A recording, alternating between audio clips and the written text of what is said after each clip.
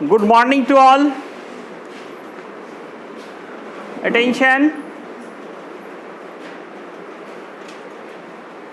दोस्तों, आप सबका फिजिक्स क्लास में हार्दिक अभिनंदन है. Welcome to all my friends students in physics class by doctor Hamid sir. दोस्तों, 12th फिजिक्स के लास्ट लेक्चर में आपने बिल्कुल नया टर्म, नए टॉपिक्स देखे थे. नाम था करंट डेंसिटी और ड्रिफ्ट वेलोसिटी. आज हमारा एक इम्पॉर्टेंट वर्क, एक इम्पॉर्टेंट क्वेश्चन होने जा रहा है. क्वेश्चन क्या है? इस दोनों के बीच रिलेशन इस्टेब्लिश करना है. एक इम्पॉर्टेंट लॉन्ग क्वेश्चन होता है, establish relation between current density and drift velocity. तो दोस्तों, एक बार हम लोग पिछला थोड़ा रिकैप करें कि करंट डेंसिटी क्या होता है और किससे डिनोट करते हैं. आपने पढ़ा था कि electric current passes through per unit cross sectional area is called current density denoted by J, और J का फॉर्मूला था I/A. इसके बाद ड्रिफ्ट वेलोसिटी बताया गया था, जिसको VD से डिनोट किया गया था. VD, D for drift, V for velocity. आज हम लोग इन दोनों के बीच रिलेशन इस्टेब्लिश करने जा रहे हैं, या आप कह सकते हैं कि ड्रिफ्ट वेलोसिटी का एक नया फॉर्मूला ड्राइव करने जा रहे हैं, या करंट डेंसिटी का एक नया फॉर्मूला डिराइव करने जा रहे हैं. तो आइए दोस्तों, आज का जो हमारा टॉपिक है उसे शुरू करते हैं. टॉपिक क्या है? मैं क्वेश्चन ही से बनाता हूँ, क्योंकि बार बार क्वेश्चन ही पूछा जाता है. दिलवास देखो, यहाँ तक ठीक है. क्वेश्चन होगा इस्टेब्लिश रिलेशन बिटवीन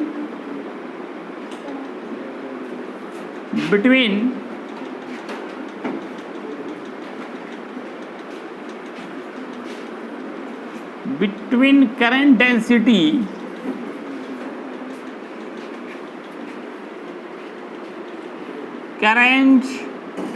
density जिसको J से डिनोट किया गया था, एंड ड्रिफ्ट वेलोसिटी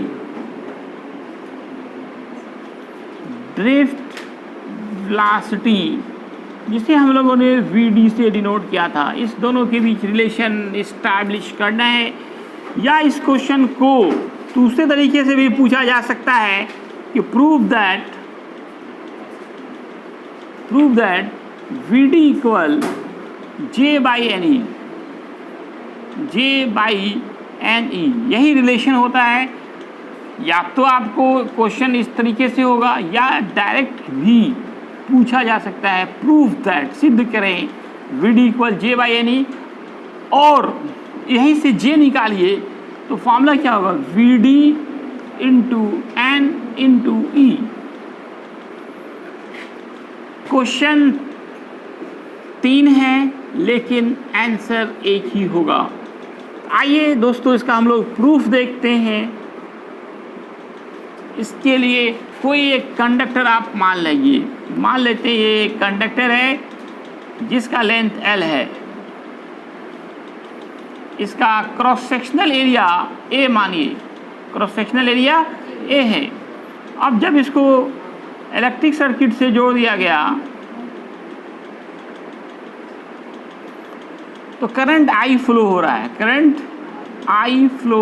है, और इलेक्ट्रॉन्स की ड्रिफ्ट वेलोसिटी VD मानते हैं. और ये N क्या है? Capital N number of electrons present in per unit volume होता है.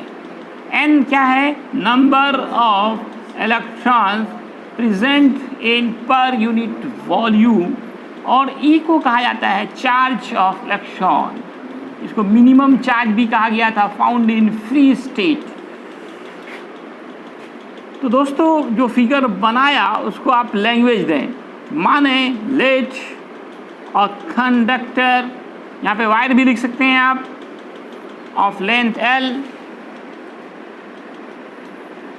क्रॉस सेक्शनल एरिया, या बात कौन सी एरिया की होगी?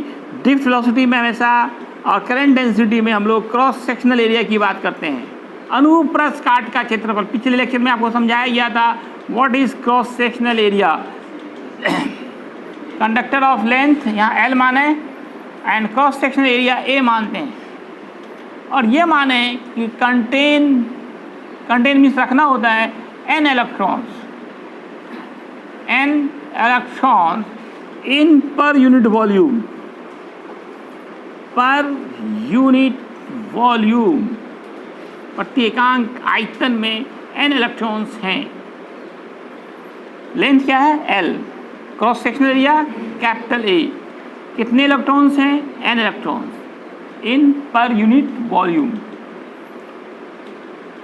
When electric field is applied,